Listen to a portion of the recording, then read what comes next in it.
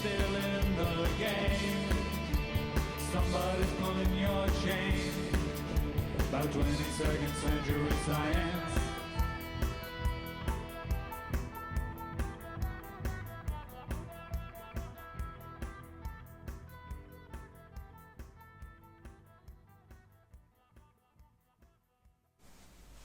Hello and welcome to 22nd Century Science, the podcast that demonstrates that astrology is not what you think it is. I'm Paul Westran, the author of When Stars Collide and the book A 22nd Century Science, where we demonstrate that astrology is not a pseudoscience. This week I'll be showing a crack in the matrix. I'll be demonstrating astrology for you. The issue that we've had throughout the centuries is that it's very difficult to demonstrate astrology because it's not supposed to be falsifiable. It's also supposed to be quite vague, and we can interpret different signs in lots of different ways. Well, what I'm going to show you today is that we've got concrete, demonstrable evidence that astrology is a science. And we've done this by looking at astrology from a different point of view, adding a dimension to it that makes it falsifiable, and also introduces us to some new ideas. Okay, so this is what we might call criminal groups analysis applied to Hollywood actors. The person of interest in this one is Merle Oberon. She is the hot centre of this particular relationship web. She had relationships with Miles, Leslie Joseph, Leslie Howard, George Brent, Alexander Corder, Richard Hillary, Lucien Ballard, Turhan Bey, Robert Ryan, Giorgio Cini, David Beatty, Richard Rush, Rod Taylor and Robert Walters. In turn, they had relationships with the people in the next column, and they had relationships with people in the next column, and so on. Mia Farrow and Rita Hayworth go off on their own columns there. They have their own relationship webs. So basically this is a method of crime analysis called criminal groups analysis applied to this particular experiment. And why would we apply it?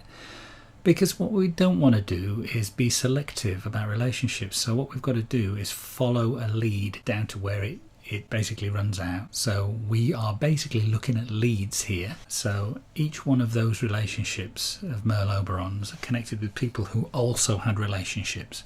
So in the case of Miles Mander and Leslie Hutchinson, I didn't find another relationship with a public figure. So this is a relationship web based on criminal groups analysis.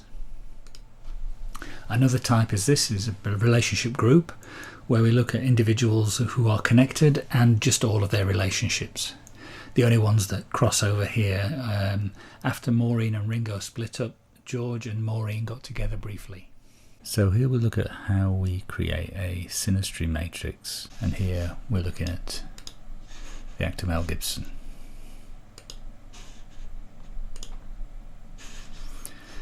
Now this is the ephemeris from January 1956.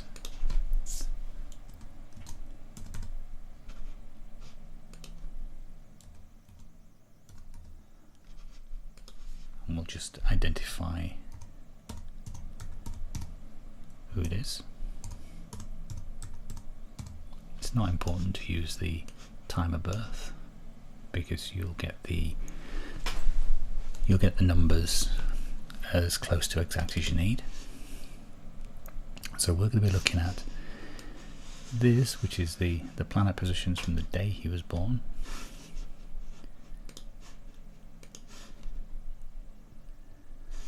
I'll put that in here.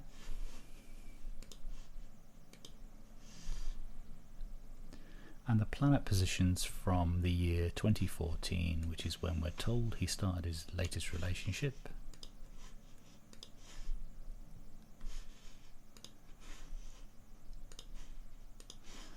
With Rosalind Ross, whose details are here.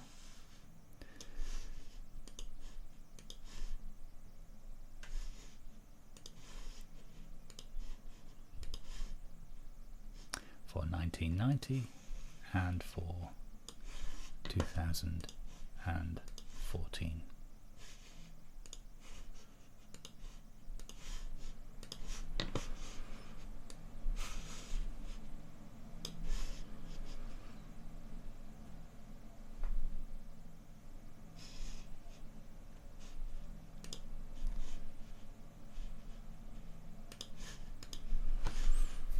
What we're looking for are aspects that we know are significant. Here's one. Progressed Venus opposite natal Sun. Here's another. Progressed Venus in a trine to progressed Sun. We've seen that already. Here's another one. Colour this differently. Natal Venus, trine natal Venus. And here we've got something emerging. So we'll colour this in green. So that's a progressing Venus conjoined to natal Mars. And if we look at his previous relationship, we'll see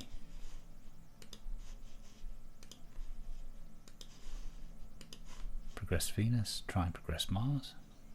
And if we look at her previous relationship, we'll find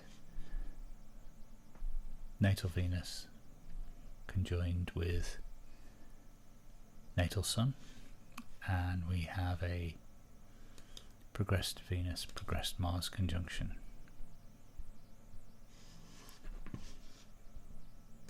This is a book called Love Signs. This is what synastry means to a lot of people. In this kind of book, what the author will do is say that the signs, the zodiac signs of the same element will be compatible, which is a close approximation to the facts. The facts are Venus is the relationship planet in astrology. The Sun plays a part, but not on its own.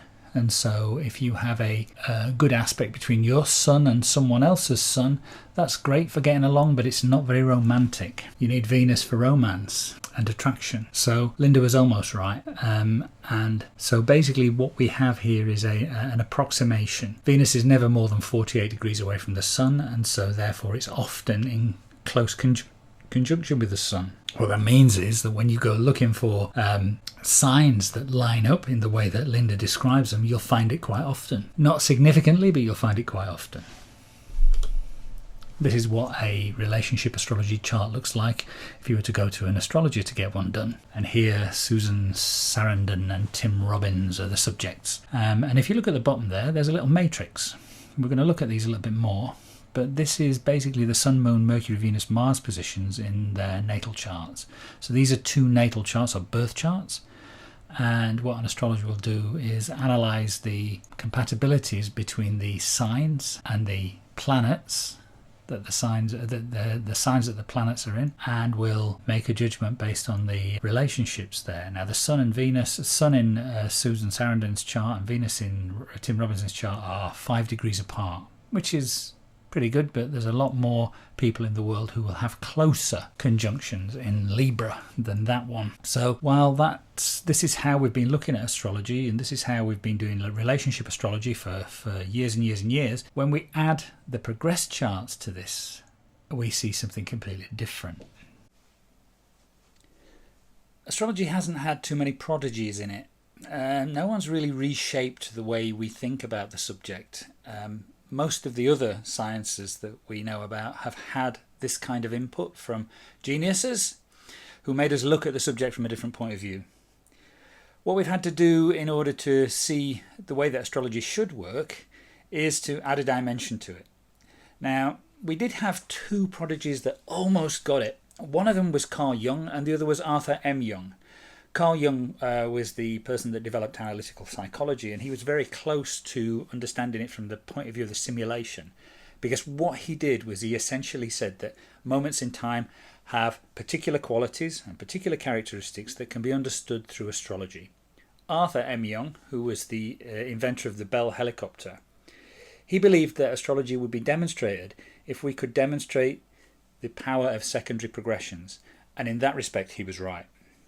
These are matrices, and as we've seen, we build these matrices by using a text ephemeris, and we can see here that while the Sun and Venus are opposite each other, which is a significant aspect in our study, the two lines in the middle which no one was looking for until we came along with this study. No one was looking at these. We see two trines, two progress-to-progress Sun-Venus trines. And so in Susan and Tim's case, this was their natal planetary positions. The Sun and Venus are in a 5-degree conjunction in Libra, and the other Sun and Venus are around about 30 degrees apart, which is an aspect we call a semi-sextile in astrology, and which we don't really put any kind of synastry emphasis upon. But this is what happens when we add the progress charts. So what we're doing here is we're opening up the matrix a little bit, and we're seeing inside, we're peering inside it. So Tim and Susan are extremely compatible in the year 1988, and they met at the end of 1987 and the beginning of 1988 on the set of the film Bull Durham, and this is what it looks like when we map it on a graph. All of those aspects focused on early 1988, late 1987, early 1988. Well, when this actually happened, no one was looking for progressed synastry. Similar case, this is Ronald Coleman and Benita Hume. This is what we call the wrong chart problem. They got together in 1938, or we thought they did.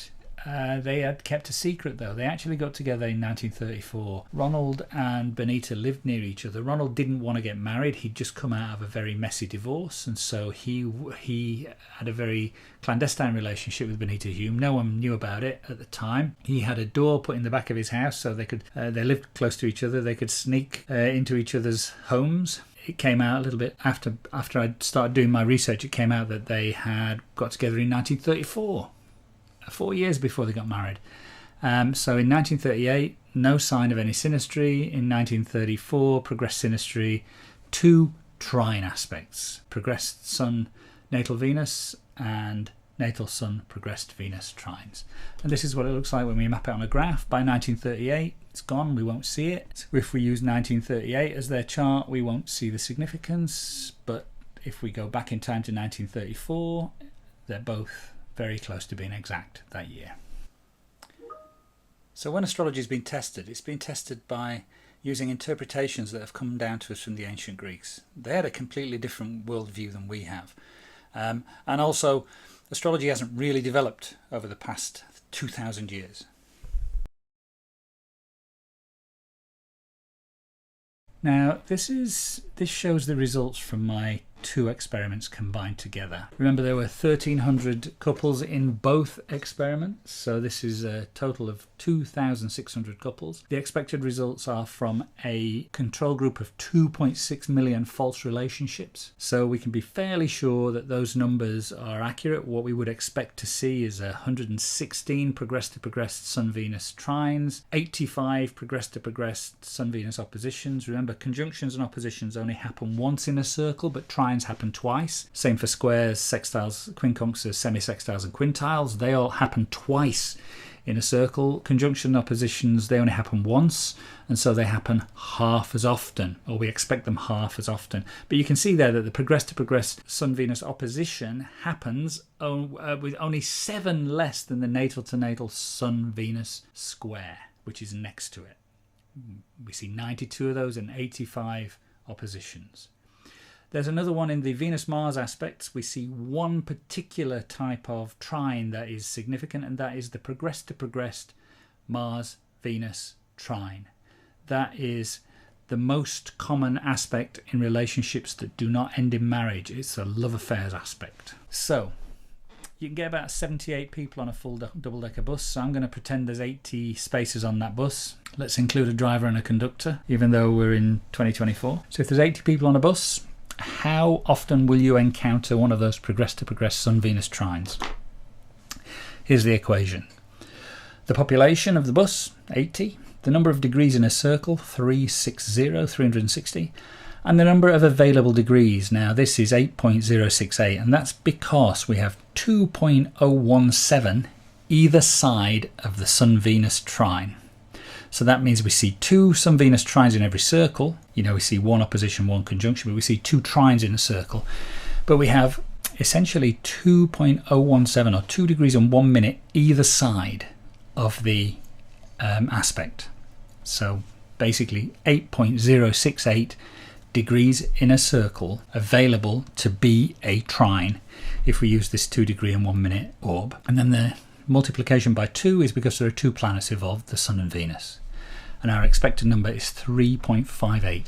So we'd expect to see 3.58 people on a bus, on a full double-decker bus that share a progress-to-progress Sun-Venus trine with you. And here's how we work it out using the control group. It's control group result divided by control group total times sample group total. So 115,975 divided by 2.6 million times 80. And the expected result is very close. It's 3.56. So this is what we see in real life when we do a real control group with false relationships in it. So we'd expect to see 3.56 people on every full double-decker bus that you catch would share a progress-to-progress Sun-Venus trine with you. So in every 100 people, that means you'd share one with about 4.4 of them, and that's within 2 degrees. But 50% would be the wrong gender, or could be the wrong gender. Half will be out of your age range, say, probably. And a third will be married or unavailable in long-term relationships. And this leaves you with 0.3 of a person. So on every double-decker bus you catch, 0.3 of a person will share progress-to-progress Sun-Venus trine and be available for a relationship.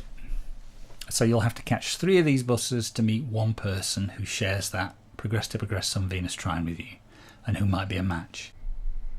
Except if you are in a gender preference minority, if you're lesbian or gay, in which case you will have to catch at least 50 buses to get the same odds, and probably more, because at least 90% and probably 96% will be the wrong gender preference.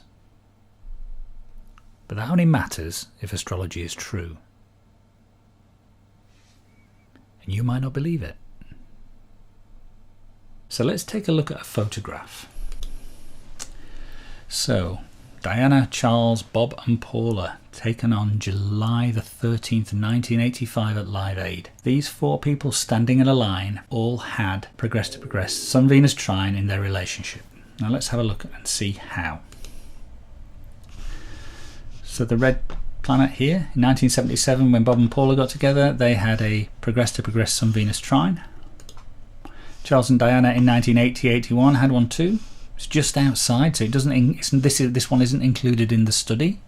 So the numbers I showed you earlier on, 152, this isn't in those numbers because when I say they got together in 1980, it was just outside 2 degrees, so it's not included in the numbers. Michael Hutchins and Paula Yates, they had one when they met.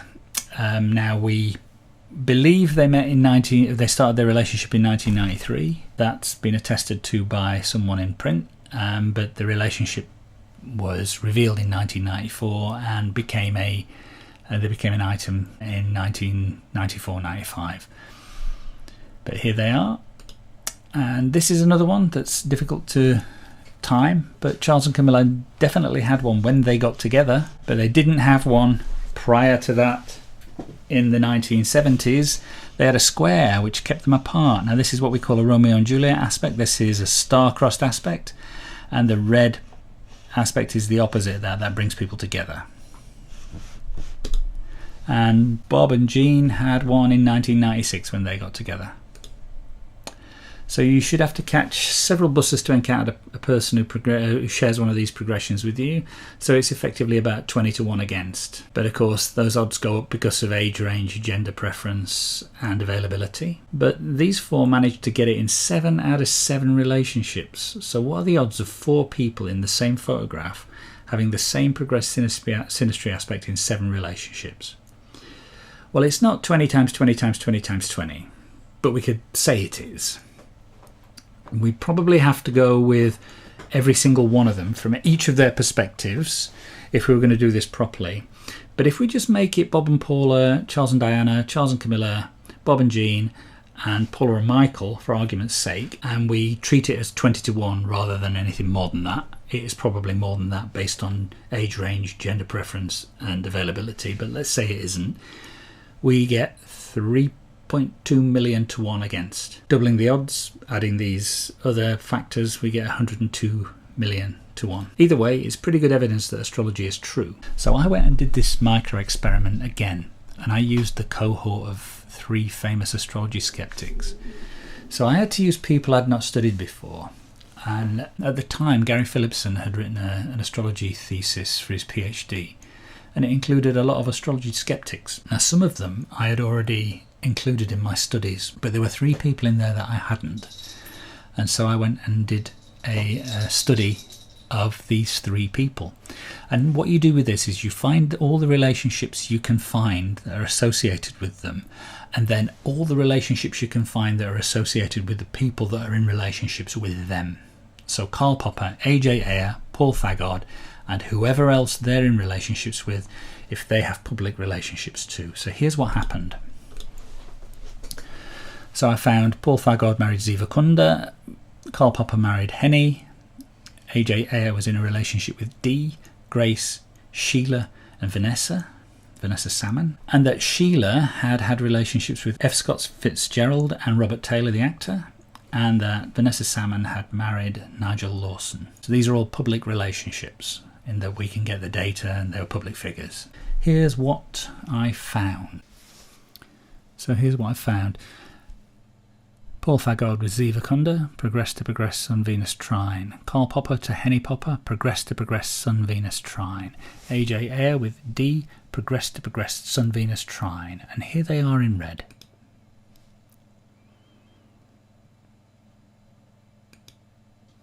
AJ Ayer with Grace, and we have a natal Sun progressed Venus trine. AJ Ayer with Sheila Graham. Here we have a progressed Sun natal Venus conjunction, and AJ Ayer and Vanessa Salmon have a progressed Venus, progressed Mars trine. Now that's the one that is significant in love affairs. This is what they look like. And the blue is showing a natal Venus-Mars trine between AJ Ayer and Grace. And Sheila Graham and F. Scott Fitzgerald, they shared a natal Venus progressed Sun conjunction. Sheila Graham with Robert Taylor, they shared a natal Venus, natal Sun conjunction, but that Venus at D5 there is also backing into a conjunction, a progressed conjunction from Venus to the natal Sun. And Vanessa Salmon and Nigel Lawson shared a natal Venus progressed Mars trine, and here's what it looks like when it's coloured in. So there we are. Those first 3 alone at the top, the 3 progressed to progress Sun Venus trines, 176,000 to 1 against chance that I would come up with those numbers with those first 3 relationships. So there we are. When we add those 2 progressed charts to Synastry, what we're doing is we're cracking open the matrix and peering inside. And remember, no one was looking for this. No one was looking for these outcomes. We were all concentrating on the natal chart and not seeing anything significant. There's a vague belief that we somehow cherry pick the cases, but it's impossible to select cases that are connected. So when you use relationship webs and groups in the way that I've done, it would be impossible to select the outcomes that would suit my hypothesis and also include all of the people in those relationship groups and webs. So by adding this extra dimension to astrology, we're actually adding something that's quite realistic, a point in time. So what progressed charts show is how you change through your life, and they show how you are at a particular point in your life. And so it makes sense that if these align with your partners, if these align with people that you're involved in relationships with, then if astrology is true and synastry is true, then they will have an effect. And what we've seen here is that effect. We are showing the effect. So essentially, it aligns with some ideas from traditional astrology. Venus is associated with relationships, and the trine aspect and the conjunction aspect and the opposition aspect all relate to attraction. And so we're actually seeing something from traditional astrology, not exactly everything, but a couple of things from traditional astrology that align with our outcomes. So tune in next week for another episode of A 22nd Century Science, where we demonstrate that astrology is not what you think it is. It's still in the game. Somebody's pulling your chain. About 22nd century science.